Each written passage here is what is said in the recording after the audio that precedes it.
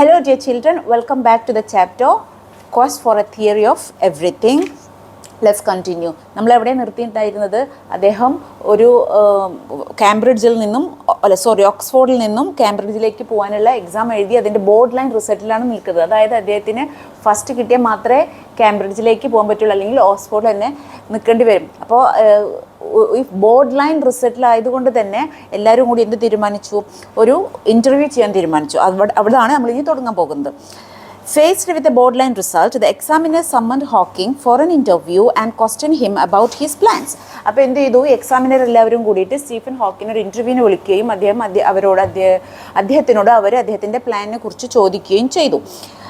എന്താ ചോദിച്ചത്? In spite of the tenseness of the situation, Hawking manage to come up with the kind of remark for which he was famous among his friends. അപ്പോൾ അങ്ങനെ ആ ഒരു dead ലൈനിൽ നിൽക്കുക എന്ന് പറഞ്ഞ പോലെ നിൽക്കുകയാണല്ലോ. അപ്പോൾ ഭയങ്കര ടെൻഷനായിരിക്കും. കാരണം സ്റ്റീഫൻ ഹോക്കിൻസിന് കാംബ്രിഡ്ജിലേക്ക് പോകണം ഫർദർ സ്റ്റഡീസിന് വേണ്ടിയിട്ട്. അപ്പോൾ ഇതാ ബോർഡ് ലൈൻ നിൽക്കുകയാണ്. പക്ഷെ ആ ടെൻഷന് പകരം എന്തിനാണ് ഈ നേരത്തെ നമ്മൾ പറഞ്ഞു കഴിഞ്ഞല്ലോ, എന്തിനായിരുന്നു സ്റ്റീഫൻ ഹോക്കിൻസ് ഫേമസ് ഫോർ? അദ്ദേഹത്തിൻ്റെ ആ ഒരു വിറ്റ്, ഷാർപ്നെസ്, ഇങ്ങനെ കാര്യങ്ങളൊക്കെ ഒരു ഹ്യൂമർ സെൻസോട് കൂടി ഷാർപ്പായിട്ട് പറയാനൊരു സ്കില്ല്, അതാണ് അദ്ദേഹം അവിടെ ഉപയോഗിച്ചത് എന്നാണ് പറയുന്നത്. If I get a first, I shall go to Cambridge. If I receive a second, I will remain at Oxford. So I expect that you will give me a first. He got his first and he went to the Cambridge. So here അദ്ദേഹത്തിൻ്റെ ഏത് ക്വാളിറ്റിയാണ്? ആ ഒരു confidence. ഏത് challenge വന്നാലും അദ്ദേഹത്തിൻ്റെ ഒരു ഉള്ളിലൊരു പോസിറ്റിവിറ്റിയും ഒരു കോൺഫിഡൻസും ഉണ്ട്. അതിനൊരു നിസ്സാരവൽക്കരിച്ച ഒരു തമാശപൂർവ്വം കൈകാര്യം ചെയ്യാനുള്ള ഒരു സ്കില്ലുണ്ട്. അതാണ് ഇവിടെയും ഉപയോഗിച്ചത്. And he got first and he is going to Cambridge. Yes. His first year at Cambridge was worse than that at Oxford. His slipshod mathematical background caught up with him and he found general relativity extremely tough. Okay, so as usual ഓക്സ്ഫോർഡിലെ first ഇയറിനേക്കാൾ ഹാർഡായിരുന്നു, worse ആയിരുന്നു Cambridge first year. അതുപോലെ തന്നെ mathematical background less ആണല്ലോ, നമ്മൾ ആദ്യമേ പഠിച്ചു കഴിഞ്ഞു. അദ്ദേഹം ഒരു സ്കോളർഷിപ്പിന് വേണ്ടി മാത്രം സ്ലൈറ്റ്ലി ഒന്ന് മാത്തമാറ്റിക്സ് നോക്കി പോവുകയും ചെയ്തിട്ടുണ്ടായിരുന്നുള്ളൂ. അതുകൊണ്ട് തന്നെ he doesn't have A very strong mathematical background. അതും അദ്ദേഹത്തിന് സം പേപ്പർ ഒക്കെ കുറച്ച് ഹാർഡാക്കി. പക്ഷെ അതിനേക്കാളൊക്കെ അപ്പുറമായിട്ട് അദ്ദേഹം ഫേസ് ചെയ്ത മറ്റൊരു another situation is coming. During his third year at Oxford, Hawking started getting clumsy. He had fallen once or twice for no apparent reason. The following autumn at Cambridge, he had trouble tying his shoes and sometimes he had difficulty talking. അപ്പോൾ നമ്മൾ ഈ ഓക്സ്ഫോർഡിലെ കാര്യമാണ് പറയുന്നത്. ആ ഓക്സ്ഫോർഡിലെ third year ആണ് സമയത്ത് തന്നെ അദ്ദേഹത്തിന് ഒരു ക്ലംസിനെസ് ഒക്കെ ഫീൽ ചെയ്തിട്ടുണ്ടായിരുന്നു. പ്രോപ്പറായിട്ട് ആ ഒരു ബാലൻസിങ് കിട്ടാതെ വരിക, ഷൂ ലൈസ് കെട്ടാനുള്ള ബുദ്ധിമുട്ട്, അതായത് നമ്മുടെ ബ്രെയിന് ചെയ്യാൻ ഡിമാൻഡ് ചെയ്ത കാര്യത്തിലേക്ക് ബോഡി വരാതിരിക്കുന്ന ഒരു അവസ്ഥയാണ് അദ്ദേഹത്തിൻ്റെ അസുഖം എന്ന് പറഞ്ഞത്. അപ്പോൾ അതിൻ്റെ ഒരു തുടക്കം അദ്ദേഹത്തിന് ഫീൽ ചെയ്തിട്ടുണ്ടായിരുന്നു പറയുന്നത്. Shortly after his 21st birthday in 1963, Hawking contracted a rare disease. ആ ഡിസീസിൻ്റെ പേരാണ് amyotrophic lateral sclerosis. So ALS എന്ന് ഷോർട്ട്ലി അതിനെ പറയാം. For which there was no known cure. അപ്പോൾ ഈ ഒരു അസുഖത്തിന് തീർച്ചയായിട്ടും ഒരു ക്യൂർനെസ് ഇല്ല. അത് മാറുന്ന ഒരു അസുഖമല്ല. നേരത്തെ പറഞ്ഞ പോലെ it caused A gradual disintegration of the nerve cells in the spinal cord and the brain. Spinal കോഡും നെർവ്സും തമ്മിലുള്ള ആ ഞരമ്പുകളുടെ ഒരു ഡിസിൻറ്റഗ്രേഷൻ, അതാണ് അവിടെ സംഭവിക്കുന്നത്. അതുകൊണ്ടാണ് അങ്ങനെ നമുക്ക് നമ്മുടെ ബോഡി ചലിപ്പിക്കാൻ സാധിക്കാത്തത്. At first he went into a deep depression. He did not know what he ought to do or what his future would be like. അപ്പോൾ ഈ ഒരു ഡയഗ്നോസ്ഡ് ആയതിനു ശേഷം അദ്ദേഹത്തിന് ആദ്യം he went into, of course, ആരായാലും എത്ര വലിയ സ്കില്ലും വിറ്റും കോൺഫിഡൻസും പോസിറ്റിവിറ്റി ഉള്ള ആളായാലും നമ്മുടെ ശരീരം തളർന്നൊരവസ്ഥ നമ്മൾക്ക് എത്തിക്കഴിഞ്ഞാൽ ഓഫ് കോഴ്സ് നമ്മൾ ഡിപ്രഷനിലായി പോകും അല്ലേ? അതിൽ യാതൊരു സംശയമില്ല. അപ്പോൾ ആസ് യൂഷ്വൽ മറ്റുള്ളവരെ പോലെ തന്നെ അദ്ദേഹവും വലിയൊരു ഡിപ്രഷനിലേക്ക് പോവുകയും ഇനി എന്ത് ചെയ്യണമെന്നറിയാതെ, എന്തായിരിക്കും തൻ്റെ ഫ്യൂച്ചർ എന്നറിയാതെ ഉള്ള ഒരു ബ്ലാക്ക് സ്പോട്ടിലാണ് ആദ്യം അദ്ദേഹം അങ്ങനെ ഒരു ഫീലിംഗ് ആയിരുന്നു അദ്ദേഹത്തിന് ഉണ്ടായിരുന്നതെന്ന് പറയുകയാണ്. My dreams at that time were rather confused, he admitted. Before my condition was diagnosed, I had been very bored with life. There did not seem to be anything worth doing. But shortly after I came out of hospital, I dreamt that I was going to be executed. I suddenly realized that there was a lot of worthwhile things to do if I were reprieved. അപ്പോൾ ആ ഒരു depression ആയിട്ടുള്ള സ്റ്റേറ്റിലൂടെ പോകുമ്പോൾ തന്നെ പിന്നീട് അദ്ദേഹം സ്വപ്നം കാണുകയാണ് ഉണ്ടായത്.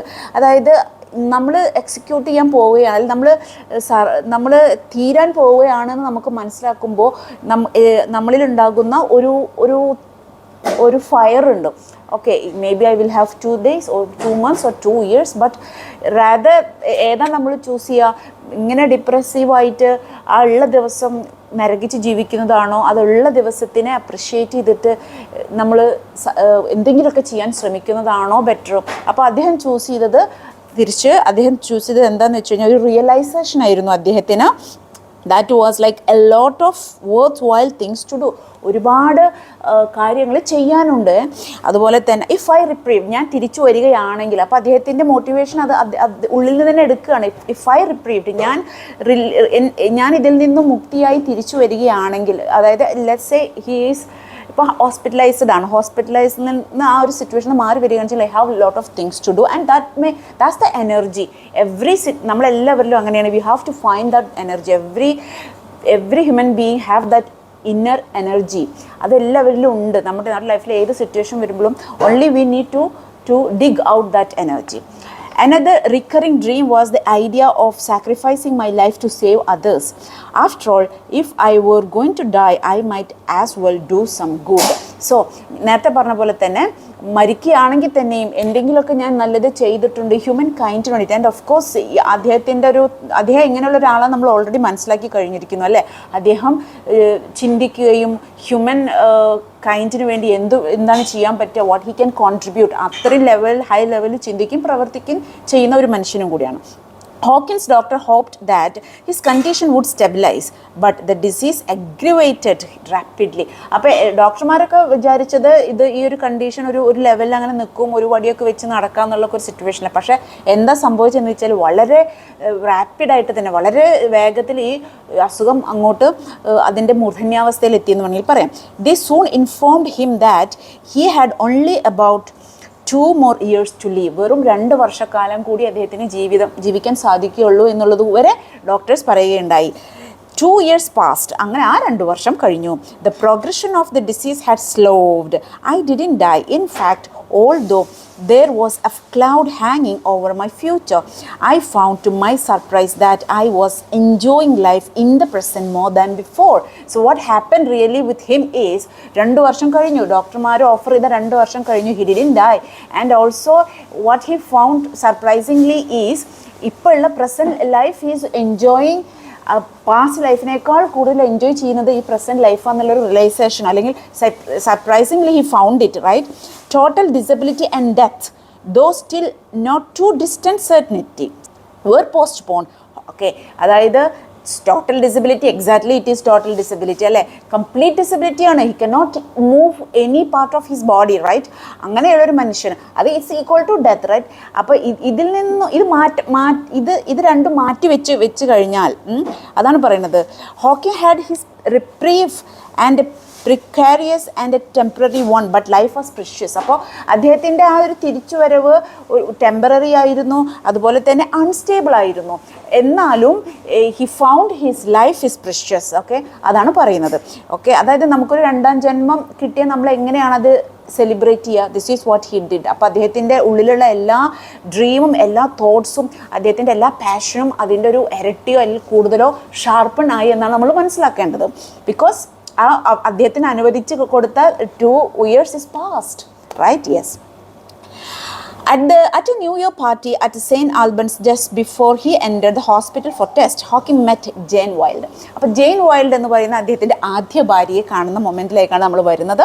To her, this disheveled graduate student seemed terribly intelligent, eccentric and rather arrogant, but he was interesting and she liked his wit. So അവർ കണ്ടുമുട്ടുന്നത് ഒരു ന്യൂ ഇയർ പാർട്ടി വെച്ചിട്ടാണ്. അതുപോലെ തന്നെ അവളെ സംബന്ധിച്ചിടത്തോളം ഈ ഒരു എന്താ പറയുക, എങ്ങനെയാണ് സ്റ്റീഫൻ ഹോക്കിങ്സിനെ അവിടെ പറഞ്ഞിരിക്കുന്നത് ഈ untidy, disheveled means untidy student, graduate student seemed terribly intelligent. Of course he's like terribly intelligent, very sharp എന്നാണ്. അതുപോലെ തന്നെ വളരെ arrogant ആണ്. അതായത് I have sort of disabilities but അത് അദ്ദേഹം ഹി വാസ്, ഞാൻ ആദ്യമേ പറഞ്ഞു ഈ ലെസൺ തുടങ്ങാനായിട്ട് മുന്നേ, he was blind at it അല്ലേ. ഇത് നമ്മൾ ഇനി അതിനെക്കുറിച്ച് സംസാരിക്കാൻ പോവുകയാണ്. നമ്മുടെ ഡിസബിലിറ്റീനെ he's acting like he is normal. If I am not looking at you guys no need to look at it, right? That's the theory. എൻ്റെ ഡിസബിലിറ്റി, എൻ്റെ കുറവിനെതിരെ ഞാൻ നോക്കുന്നില്ലെങ്കിൽ why would you do that? നിങ്ങൾ എന്തിനാ അത് നോക്കുന്നത്? അതെല്ലാവരും എടുക്കണം. നമുക്ക് എല്ലാവർക്കും ഉണ്ട് disability in sort of kinds. നമ്മളെ തന്നെ നന്നായി ഒന്ന് നിരീക്ഷിച്ചു കഴിഞ്ഞാൽ നമുക്ക് മനസ്സിലാവും എവിടെയെങ്കിലൊക്കെ നമുക്കും ചില കുറവുകളുണ്ട്. അപ്പോൾ ജസ്റ്റ് ഇഗ്നോർ ഇറ്റ്. നമ്മളതിനെ ഇഗ്നോർ ചെയ്യണം. നമ്മൾ ഇഗ്നോർ ചെയ്താൽ എല്ലാവരും ഇഗ്നോർ ചെയ്യും. അതാണ് ഇവിടുത്തെ മെയിൻ പോയിന്റ് എന്ന് പറയുന്നത്. ആൻഡ് അവളെ അട്രാക്ട് ചെയ്ത് എന്താ വെച്ചാൽ he was interesting and she liked his wit. ആ ഒരു ഹ്യൂമർ സെൻസ് ഒക്കെ ഇഷ്ടപ്പെട്ടു.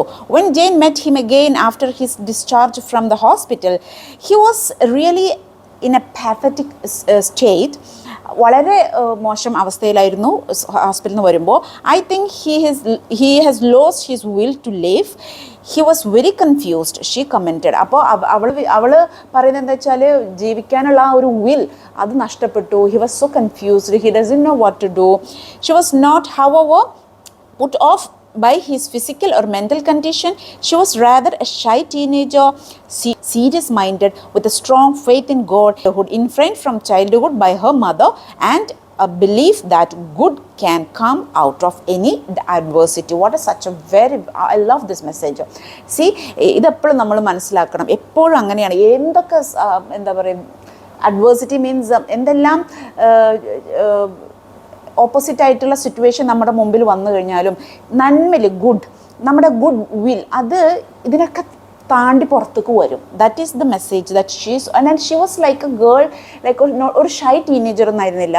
She's bit serious, she has her own thoughts, she's looking at the life at very serious. And അവളുടെ ചൈൽഡ്ഹുഡിൽ നിന്ന് തന്നെ ഒരു ദൈവവിശ്വാസമുള്ള, കുറച്ചും കൂടി സീരിയസ് ആയിട്ട് ലൈഫിനെ അപ്രോച്ച് ചെയ്യാൻ കഴിയുന്ന, കുറച്ചും കൂടി വിസ്ഡം ഉള്ള ഒരു പെൺകുട്ടിയായിരുന്നു ഈ ജെയിൻ എന്ന് പറയുന്നത്. Hawking admired her optimism and their friendship developed slowly. After a while, the two began to realize, in Jane's words, that together we would make something worthwhile. അപ്പോൾ ജെയിൻ്റെ ഭാഷയിൽ പറയുകയാണെങ്കിൽ അവരുടെ ഫ്രണ്ട്ഷിപ്പ് വളർന്നു, നല്ലൊരു റിലേഷൻഷിപ്പിലേക്ക് എത്തി. നമുക്ക് ഒരുമിച്ച് we can make something worthwhile, കുറച്ചും കൂടി ബെറ്റർ ആയിട്ട് നമുക്ക് ഉണ്ടാക്കാം. അപ്പോൾ ഒരു ശരീരവും ഒരാൾക്ക് ഒരു ഡിസബിലിറ്റി ഉണ്ടെങ്കിൽ മറ്റാൾ എൻ്റെ സപ്പോർട്ട് കൂടിയിട്ട് അവർ ആ ഒരു ഡിസബിലിറ്റിയെ, അവരുടെ എന്താണോ അവരുടെ പോരായ്മയെ രണ്ടുപേരും ഒരുമിച്ച് അത് ഇല്ലാതാക്കി എന്നുള്ളതാണ് അതിൻ്റെ അർത്ഥം. For Stephen, that made all the difference. He applied for a research fellowship at KS, one of the colleges in Cambridge University. So KS എന്നും പ്രൊനൗൺസ് ചെയ്യാം. In Cambridge itself it's pronouncing is keys, so it's up to us. അപ്പോൾ KS എന്ന് പറഞ്ഞ കോളേജിൽ അവർ further റിസർച്ചിൻ്റെ ഫെലോഷിപ്പിന് വേണ്ടി apply ചെയ്തു. So ഇവിടെ ആരുടെ നമ്മളെപ്പോഴും അങ്ങനെ നമ്മുടെ ലൈഫിൽ it can be a partner, it can be a friend, it can be whoever. എപ്പോഴും നമ്മുടെ ലൈഫിൽ ഒരു പില്ലർ ഉണ്ടാവും. അത് നമ്മൾ it will come to our life, അപ്പോൾ ആ പില്ലറായിരിക്കും പിന്നെ നമ്മളുടെ പോരായ്മകളെയൊക്കെ റബ്ബ് ചെയ്യുന്ന റബ്ബറും. അതാണ് ഇവിടെ സംഭവിച്ചത്. In 1965, at the age of 23, Hawking received his fellowship at KS, and in July of the same year, Jane and they were married, okay? And then they were married. So people who remember Hawking in the university in the late 1960s recall him making his way around the corridors with a cane, supporting himself against the wall. So മറ്റുള്ളവരെ ആ ഒരു late 1960s എങ്ങനെയുള്ള ഒരു പിക്ചറാണ് എല്ലാവർക്കും സ്റ്റീഫനെ കുറിച്ചിട്ട്. ഒരു വടി പിടിച്ച് നടക്കുന്ന, എല്ലാവരും ഒരു തളർന്നു പോകുമ്പോൾ സപ്പോർട്ട് ചെയ്യുന്ന ഒരു Stephen. But he spoke with what he sound like a slight speech impediment. ആ സമയത്ത് അദ്ദേഹത്തിന് സംസാരിക്കാൻ കഴിയുമായിരുന്നു, but again it's like a speech impediment. ഒരു സ്പീച്ച് ഇംപെഡിമെന്റ് മീൻസ് നമുക്കൊരു എന്താ പറയുക, സംസാരം വൈകല്യമുള്ള ആളായിട്ടാണ് ഫീൽ ചെയ്യുക. അപ്പോൾ ലേറ്റ് 1960s ആൾക്കാരൊക്കെ യൂണിവേഴ്സിലെ ആൾക്കാരൊക്കെ ഇങ്ങനെയുള്ള ഒരു പിക്ചറാണ് ഹോക്കിങ്സിനെ കുറിച്ചിട്ടുള്ളത്. ഒരു വടിയൂന്നി കുറിച്ച് നടക്കുന്ന, മറ്റുള്ളവരാൽ സപ്പോർട്ട് ചെയ്യപ്പെടുന്ന, അതുപോലെ തന്നെ ചെറുതായിട്ടൊക്കെ സംസാരിക്കാൻ ബുദ്ധിമുട്ടുള്ള. അപ്പോൾ that time he was speaking right ഒക്കെയുള്ള ഒരു സ്റ്റീഫൻ ഹോക്കിങ്സിനെ ഓർക്കുകയാണ്. എന്നാൽ എന്ത് സംഭവിക്കുന്നു? But more than that they remember his brashness in sessions involving some of the world's most distinguished scientist. But അതിനേക്കാളൊക്കെ ഉപരി എല്ലാവരും ഇന്നും നമ്മളടക്കമുള്ള ഒരു സ്റ്റീഫൻ ഹോക്കിങ്സിനെ കുറിച്ച് ആലോചിക്കുമ്പോൾ അദ്ദേഹത്തിൻ്റെ ഷാർപ്നെസ്, അദ്ദേഹത്തിൻ്റെ പാഷൻ, സയൻസിലുള്ള അദ്ദേഹത്തെ ക്യൂരിയോസിറ്റി ഇൻ സെഷൻസ് ഇൻവോൾവ്. അപ്പം അവരുടെ കോളേജ് മേറ്റ്സ് ഓർക്കുന്നത് അവരുടെ സെഷൻസാണ്. അദ്ദേഹത്തിൻ്റെ ആ ഒരു സെഷൻസിൽ അദ്ദേഹം പെർഫോം ചെയ്യുന്നത്, അദ്ദേഹത്തിൻ്റെ ഷാർപ്നെസ് ഇൻവോൾവ് മറ്റുള്ള വേൾഡിലെ ഡിസ്റ്റിങ്വിഷ് ആയിട്ടുള്ള സയൻറ്റിസ്റ്റുകളൊക്കെ ഇൻവോൾവ് ചെയ്തിട്ട് അദ്ദേഹത്തിൻ്റെ സെമിനാർസ്, അദ്ദേഹത്തിൻ്റെ സെഷൻസ്, അദ്ദേഹത്തിൻ്റെ speech, that was the most important thing or always stuck in the minds of hers classmates or college mates. While other young researchers kept a reverential silence, Hawking daringly asked unexpected and penetrating questions. He clearly knew what he was talking about. His reputation as a genius, another Einstein, began then. So, ഇത് continually അതിന് തുടർച്ചയായി പറയുകയാണ്. മറ്റുള്ളവരൊക്കെ silent ആയിരിക്കുന്ന സമയത്ത് he doesn't dare at all to ask different questions. അദ്ദേഹത്തിൻ്റെ സംശയങ്ങളും അദ്ദേഹത്തിൻ്റെ വാദങ്ങളെല്ലാം പുറത്തേക്ക് പറയുവാനും അത് എന്താ പറയുക ചർച്ച ചെയ്യാനൊന്നും ഒരു മടിയും ഉണ്ടായിരുന്നില്ല. അപ്പം അവിടുന്ന് തന്നെ അനദർ ഐൻസ്റ്റീൻ ബിഗാൻ തുടങ്ങി എന്ന് പറയണം. In 1980s, a practical need for funds launched him into a new enterprise that was to have a far-reaching impact on the Hawkins and others all over the world. He thought of writing a book about a universe, about the most interesting questions that had made him want to study cosmology and quantum theory. And what was that questions? അപ്പോൾ അദ്ദേഹത്തെ കോസ്മോളജിയിലേക്ക്, അതുപോലെ തന്നെ ഇത്രയും ഒരു ഞാൻ നേരത്തെ മറ്റേ previous എപ്പിസോഡിൽ പറഞ്ഞ പോലെ ആ ഒരു അമേസിംഗ് ആയിട്ടുള്ള ഒരു ബുക്കൊക്കെ പബ്ലിഷ് ചെയ്യാൻ ഉണ്ടാക്കിയ reasons, what was the questions that's always triggering in his mind, അതെന്തായിരുന്നു, എന്തെല്ലാം ക്വസ്റ്റ്യൻസ് ആണ് അദ്ദേഹത്തെ ഈ കോസ്മോളജിയിലേക്കും ക്വാണ്ടം തിയറിയിലേക്കും തള്ളിവിട്ടത്? അതാണ് നമ്മളിപ്പോൾ നോക്കാൻ പോകുന്നത്. Where did the universe come from? എവിടെ നിന്നാണ് യൂണിവേഴ്സ് വന്നത്? Is the universe infinite or does it has any boundaries? ഇതൊരു ഇൻഫിനിറ്റ് ആണോ? ഇതിനൊരു എന്താ പറയുക അവസാനമില്ലേ? അത് does it have any boundaries? അതിന് വല്ല ബൗണ്ടറീസും ഉണ്ടോ? Will it come to an end? If so how? ഇനി ഇത് അവസാനിക്കുമോ യൂണിവേഴ്സ്? അങ്ങനെയാണെങ്കിൽ എങ്ങനെ? Is there a complete theory of the universe and everything in it? അതാണ് നമ്മൾ ആദ്യം പറഞ്ഞത്, പ്രീവിയസ് എപ്പിസോഡിൽ പറഞ്ഞത്.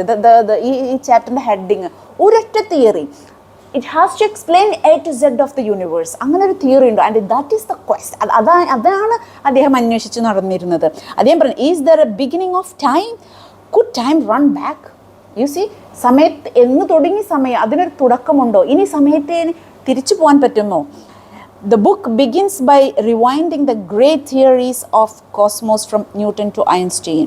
He wrote the book to make science understandable to non-scientists. So ആ ബുക്കിൻ്റെ ഒരു പ്രത്യേകത അതാണ്. ചില ബുക്കുകൾ സയൻസ് അറിഞ്ഞവർക്ക് മാത്രമേ വായിക്കാൻ പറ്റൂ, ഇതെല്ലാവർക്കും വായിക്കാൻ പറ്റും. ഈവൻ നമുക്ക് വരെ അത് വായിക്കുമ്പോൾ ക്യൂരിയോസിറ്റി കൂടും, നമ്മളും ചിന്തിച്ചു പോകും. സോ അത് ശരിക്കും അതാണ് നമ്മൾ ആദ്യമേ പറഞ്ഞിട്ടുണ്ടത്. വളരെ സിമ്പിളായിട്ട് സാധാരണക്കാർക്ക് മനസ്സിലാകുന്ന രീതിയിൽ അദ്ദേഹം ആ ബുക്ക് ചെയ്തിട്ടുള്ളത് എന്ന് പറയുന്നത്. ഇനി he completed the first draft in 1984. While the revision process was going on, he made a trip to Switzerland. There he was down with pneumonia and was left on life support system. Doctors gave a choice as to whether a tracheotomy operation, which would remove his windpipe, should be conducted or not. It might save his life, but afterwards he would never again be able to speak or make a vocal sound. With the grave misgivings, Jane considered. So again, you see, ഞാൻ പറഞ്ഞത് വെറുതെ ഇല്ല, ഓരോ അച്ചീവ്മെൻറ്റും കഴിഞ്ഞ് next അടുത്ത പണി കിട്ടും. അതാണ് സ്റ്റീഫൻ്റെ ഒരു ലൈഫ്. അത് is from the childhood itself, right? Yeah, അത് വളരെ ഒരു പ്രധാനപ്പെട്ട പോയിൻ്റ് ആയിട്ട് എപ്പോഴും ഞാൻ ഈ പാഠം ഞാൻ വായിച്ചപ്പോൾ എനിക്ക് ഒറ്റ സ്ട്രൈക്ക് ചെയ്തൊരു പോയിൻ്റ് അതാണ്. അപ്പം ഫസ്റ്റ് ഡ്രാഫ്റ്റ് കഴിഞ്ഞു, ബുക്ക് അത് ഈ 1984 കഴിഞ്ഞു. അപ്പോഴത്തേക്കും നെക്സ്റ്റ് പണി വന്നു അദ്ദേഹത്തിന്. കൂടുതൽ സ്വിറ്റ്സർലാൻഡിലേക്ക് പോയി. അവിടുന്ന് അദ്ദേഹം ന്യൂമോണിയ പിടിപെട്ടു.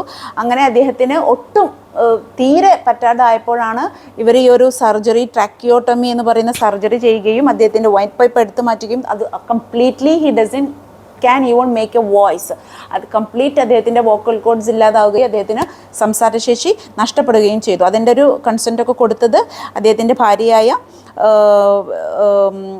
ആരാണ്, വാട്ട് ഈസ് ഹെർ നെയിം, അദ്ദേഹത്തിൻ്റെ ഭാര്യ ജെയിൻ ആണ്. With grave misgivings, not sure but she has to do it and അവരുടെ കൺസെൻറ്റ് പ്രകാരം അത് ചെയ്യപ്പെടുകയും ചെയ്തു. അങ്ങനെയാണ് കംപ്ലീറ്റ്ലി സൗണ്ട് പോകുന്നത്. The future looked very bleak, Jane remarked. Hawking could no longer breathe through his mouth and nose but only through a permanent opening made his throat. After many weeks of intensive care, he went home to join Jane and his 3 children. He was still too weak and ill to continue his research. Walt Wolters, a computer expert in California, sent him a program he had developed called Equalizer, which allowed Hawking to select words from the screen. ആ സ്ക്രീനാണ് ഈ wheel ചെയറിൽ നമ്മളെപ്പോഴും കാണാറില്ലേ. That's what she's യൂയിങ് to communicate. Equaliser എന്ന് പറഞ്ഞ ഡിവൈസാണ് communicate ചെയ്യാൻ അദ്ദേഹം ഉപയോഗിച്ചിരുന്നത്. അപ്പോൾ ടോട്ടലി പറയുകയാണെങ്കിൽ again the same situation, complete ബ്ലാക്കായി, എന്താ ചെയ്യേണ്ടതെന്നറിയില്ല, ലൈഫ് മുട്ടി നിൽക്കുകയാണ്. He went back to his family and then at least there is a hope that he could get, he did get the equalizer, he can communicate still and he can continue his work for the book. He thought he would be unable to finish his book. With the support of his student Brainwit, A Brief History of Time was published in 1988, an amazing book. September 2005 saw the release of an abridged version of the original book. This version was updated to address the new issues that had arisen due to further scientific development.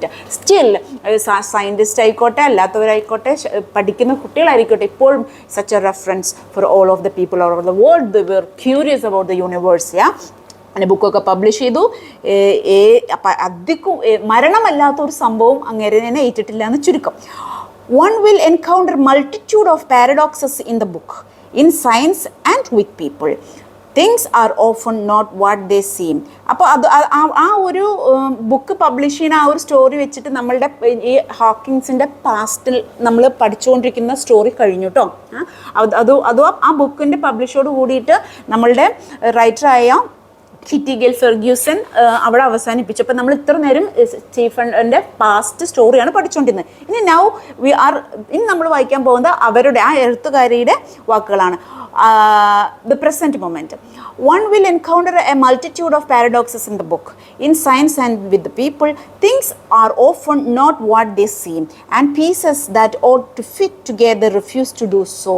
See, ഇത് വളരെ important ഒരു പാരഗ്രാഫാണ്. അതായത് സയൻസിലായിക്കോട്ടെ, ലൈഫിലായിക്കോട്ടെ, മനുഷ്യരുടെ ജീവിതത്തിലായിക്കോട്ടെ, ഒന്നും നമ്മൾ പ്രതീക്ഷിച്ച പോലെ ഇപ്പോൾ science is fact, but at the same time നമ്മളതിനിപ്പോൾ കാണുന്നില്ല, എന്തോരം കാര്യങ്ങൾ മാറി മാറി മാറി മാറി വരുന്നു, എന്തോരം പുതിയ പുതിയ ഫാക്റ്റുകൾ വരുന്നു. അല്ലെ, അതുപോലെ തന്നെയാണ് നമ്മുടെ ഇപ്പോൾ ഒരു പീസസ് നമ്മളൊരു പസിൽ ചെയ്യുമ്പോൾ it's not a fixed puzzle അല്ലേ. അപ്പോൾ അത് കറക്റ്റായിട്ട് ഫിക്സ് ചെയ്യണമെന്ന് നമ്മൾ വിചാരിച്ചാലും സംടൈംസ് നമ്മുടെ ലൈഫ് ആയിക്കോട്ടെ, സയൻസ് ആയിക്കോട്ടെ, didn't fit well. That's what they mean. You will learn that beginnings may be endings. Cruel circumstances can lead to happiness, although fame and success may not. Two great scientific theories taken together seem to give us nonsense. Empty space isn't empty. Black holes aren't black. A man whose appearance inspires shock and pity take us laughing to where the boundaries of time and space ought to be, but are not. See how dare. You see, എന്തൊരു exact ആയിട്ടുള്ള word, എന്തൊരു സത്യമാണ് എഴുതി വെച്ചിരിക്കുന്നത് ആദ്യം നമ്മൾ മനസ്സിലാക്കണം. Empty space, of course empty space are these empty? No, it's not empty at all. അതുപോലെ black holes are not black. It's not just a black hole, right? അതുപോലെ തന്നെ even you took your personal life, നമ്മുടെ മനുഷ്യനും science എല്ലാം എടുത്തു നോക്കൂ. There is nothing there is nothing inactive. There is nothing inactive. Every time, every second, every corner of the universe there is energy. Even in human mind, even in human body, there is energy. So there is nothing blank. That's അതാണ് പറയുന്നത്. അതുപോലെ തന്നെ പറയാം, ഇപ്പോൾ നമ്മൾ സ്റ്റീഫൻ്റെ കാര്യം എടുത്ത് പറയുകയാണെങ്കിൽ തന്നെ കാഴ്ചയിൽ shock and pity take us laughing to where the boundaries of the time and space ought to be. ഈ മനുഷ്യനെ എങ്ങനെയാണ് പറയുന്നത്? കാഴ്ചയിൽ നമുക്ക് പിറ്റി തോന്നും, ചിരി തോന്നും. ഇയാളെ കൊണ്ടോ നമ്മളെ എവിടേക്ക് എടുത്തു, നമ്മളെ എവിടെ കൊണ്ട് എത്തിച്ചു എന്നുള്ളതാണ് പറയുന്നത് അല്ലേ. Boundaries of time, space and time, അതാണ്. And does it have any boundaries? They don't have.